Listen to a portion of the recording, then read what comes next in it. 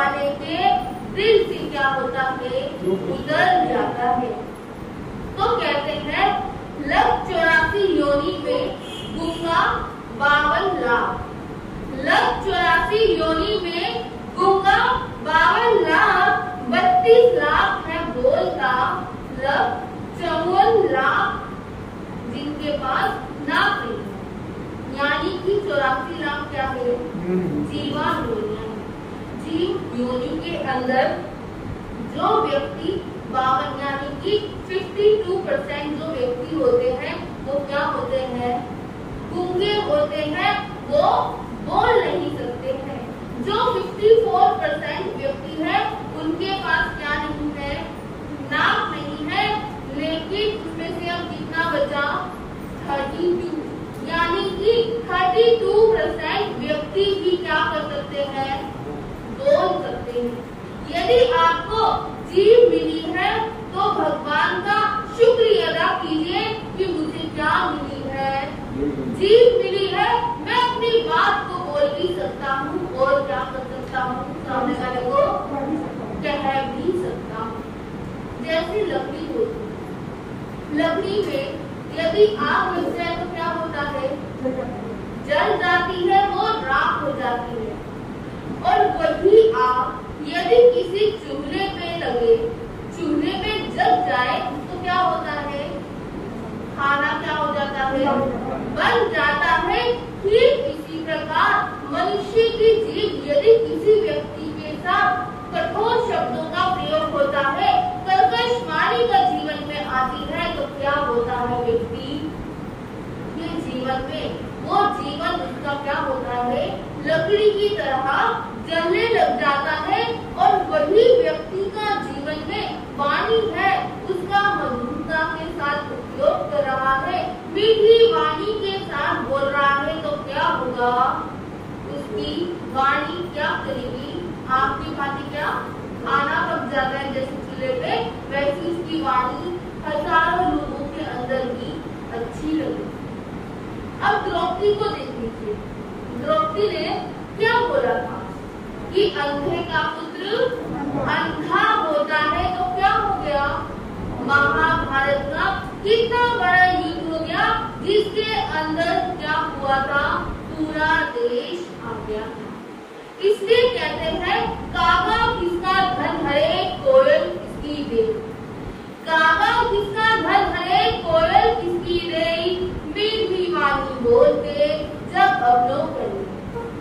कोयल और कागा दोनों सेम ही आकृति के होते हैं, उन दोनों का सेम ही आकार होता है। अगर दोनों का देखा जाए तो बॉडी भी सेम ही होती है। सब कुछ सेम होने के बाद कोयल और कागे में क्या फर्क है, वाणी का फर्क है, क्योंकि कोयल क्या है, मीठी वाणी है, और कागा क्या है, कर्कश वाणी। कागे को यदि अपने मुंडेर पे रखना चाहेंगे आप, नहीं, क्योंकि पता है कि उसकी वाणी से क्या होगा, कानों में दर्द हो जाएगा, उसकी वाणी हमें क्या होगी, सहन नहीं होगी। लेकिन वही कोयल को मुंडेर पे रख दिया तो क्या होगा, आनंद आएगा। वाणी को हमेशा वीणा का काम करना चाहिए, बाण का नहीं। जिस प्रकार वीणा जब बजती है, या लीजिए कि आजकल के जमाने में जब म्यूजिक बजता है, म्यूजिक जब बजता है तो सामने वाले को क्या होता है, अच्छा लगता है, आनंद का महसूस होता है, और वो क्या करता है, झूम उठता है। लेकिन वहीं पर यदि किसी के ऊपर बाण चला दिया जाए तो क्या होगा, वो व्यक्ति वहीं पर क्या हो जाएगा, मर जाएगा, उसकी मृत्यु वहीं हो जाएगी। देखिए, कहने को वाणी है, ये वाणी साधु जीवन के लिए भी है और क्या है, श्रावक जीवन के लिए। लेकिन आजकल की वाणी श्रावकों पे कैसी हो गई है, कठोर हो गई है। वे अपनी वाणी में नियंत्रण रखना क्या कर गए हैं, भूल गए। यदि बिजनेस में किसी पे गुस्सा आ जाए तो क्या करते हैं, उसके साथ गाली गलौज करके अपना काम क्या करते हैं, निकाल लेते हैं। लेकिन ऐसा नहीं करना चाहिए। प्रभु महावीर तो यहाँ तक कहते हैं कि यदि सामने वाला कोई व्यक्ति अंधा है, गूंगा है, बहरा है या कोई लंगड़ा है तो क्या करना है, उसको वैसी नहीं पुकारना कि अरे लंगड़े, अरे बहरे, अरे गूंगे इधर आ। उसको क्या बोलना है, आदर के साथ बोलना है। उसको ऐसा बोलना है जैसे कि उसके जीवन में आनंद का सागर हो गया। देखिए, सबके जीवन में कोई ना कोई कमी होती है। यदि उस कमी के अकॉर्डिंग बोला जाए तो आपको भी बुरा लगता है। ठीक इसी प्रकार जब कोई व्यक्ति अपनी वाणी पर नियंत्रण नहीं रख पाता है तो सामने वाले के जीवन में क्या होता है, दुख आना निश्चित होता है। वो व्यक्ति पर होता है। जैसे बैल है, बैल का विरोधी है, एक दूसरे से क्या करते हैं, लड़ झगड़ते हैं।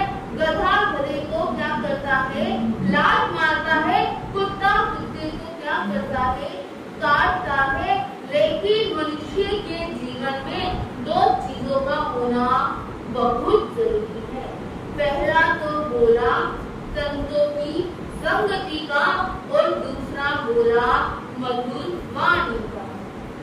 संतों की संगति इसलिए बोला है, जब उसके जीवन में संतों की संगति आएगी, ज्ञान का प्रभाव आएगा, ज्ञान आत्मा का जगेगा।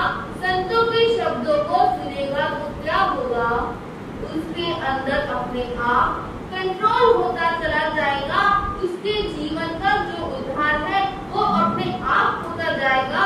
और जब उद्धार होगा तो उसके जीवन में जो वाणी है तो क्या होगा, वाणी का अमृत रस भरा है। कहते हैं कि मनुष्य की जीभ एक्सरे के समान है। एक्सरे तो जब चोट लग जाए तो सभी कराते हैं, तो उसमें क्या दिखता है, एक्सरे में क्या दिखता है, उसके अंदर आपके बॉडी पार्ट दिखते हैं। यदि हड्डी पे चोट लग जाए तो दिखती है कि हेयर लाइन क्या हो गया, क्रैक हो गया। हड्डी में जरा सा बाल दिखना क्या हो गया, हेयर लाइन क्रैक हो गया। ठीक इसी प्रकार जो मनुष्य की वाणी है उसके जीवन का वो क्या है, एक्सरे की मशीन है। देखिए, कोई व्यक्ति आपके पास आकर बोले अरे बहन पानी दे दो। देखिए, उसने क्या बोला, अरे बहन पानी दे दे, लेकिन उसके भाव क्या है, गुस्से वाले हैं। तो क्या वो पानी देगी बहन, वो क्या करेगी कि मैं पानी नहीं दूंगी। अगर वहीं पर दूसरा व्यक्ति आया, उसने कहा माता जी मुझे प्यास लगी है, कृपया कर क्या दे दीजिए, पानी दे दीजिए। अब बताइए वो बहन पानी देगी, पानी देगी। ये किसका प्रभाव होगा, वाणी का प्रभाव होगा। इस प्रकार व्यक्ति को क्या करना है, अपने जीवन में वाणी को लाना है। अब किसी व्यक्ति ने आपके सामने दो प्रकार के लड्डू रखे, एक में जहरीला पदार्थ है और एक में क्या है, मिठास भरी हुई है। अब उस व्यक्ति ने आपको क्या किया, जहरीला लड्डू ये कहते खिला दिया कि वो क्या है, मीठा है, और मीठा लड्डू ये बोल दिया कि वो जहरीला है। अब पेट भर के जितने भी जहरीले लड्डू थे मीठे समझ के आपने खा लिए, क्या उसका असर होगा, क्या उसका असर होगा, उसका होगा, क्योंकि उसका स्वभाव क्या है, मिठास की जगह क्या है, उसमें जहरीला है। लेकिन वही मीठे लड्डू खाए जहरीला समझ के तो उसका क्या होगा, असर क्या होगा, मिठास होगा। ठीक इसी प्रकार यदि सामने वाला व्यक्ति कठोर वाणी से बोलता है, कर्कश वाणी से बोलता है, तो प्रभु कहते हैं कि वहाँ पर आपको मीठी वाणी बोलकर अपने जीवन में क्या लाना चाहिए, उस जहरीली चीज का स्वभाव मीठा लेकर आना चाहिए। क्योंकि बहुत जरूरी। पृथ्वी पर 3 रतन है। पहला है अन्न। अन्न जो हम फूड खाते हैं वो अन्न, उससे क्या मिलती है व्यक्ति को? ताकत मिलती है। दूसरा रतन है पानी। पानी यानी कि जल, और जल के लिए क्या बोलते हैं? जल ही जीवन है। और तीसरा रत्न है मृत्युवाणी, जिससे व्यक्ति के जीवन का उद्धार होता चला जाए। एक बार चीन के बहुत बड़े दार्शनिक हुए हैं, उनका नाम है कन्फ्यूशियस। जब वो अंतिम शैया पर थे, उन्होंने अपने क्या करे, सभी शिष्यों को बुलाया और बोला कि अच्छा ये बताओ, मेरे मुंह में तुम्हें क्या दिखाई देता है? यदि आपसे कोई प्रश्न ये पूछे कि मेरे मुंह में तुम्हें क्या दिखाई देता है, तो क्या बोलेंगे? बताइए, क्या बोलेंगे आप? उनके जो शिष्य थे वो भी आपकी तरह ही विचारने लग गए कि व्यक्ति के मुंह में मरते टाइम उसको क्या दिखाई देता, लेकिन वो कुछ उत्तर नहीं दे पाए। तब गुरु के सामने शिष्यों ने कहा, गुरुदेव कृपा करके आप भी बताइए।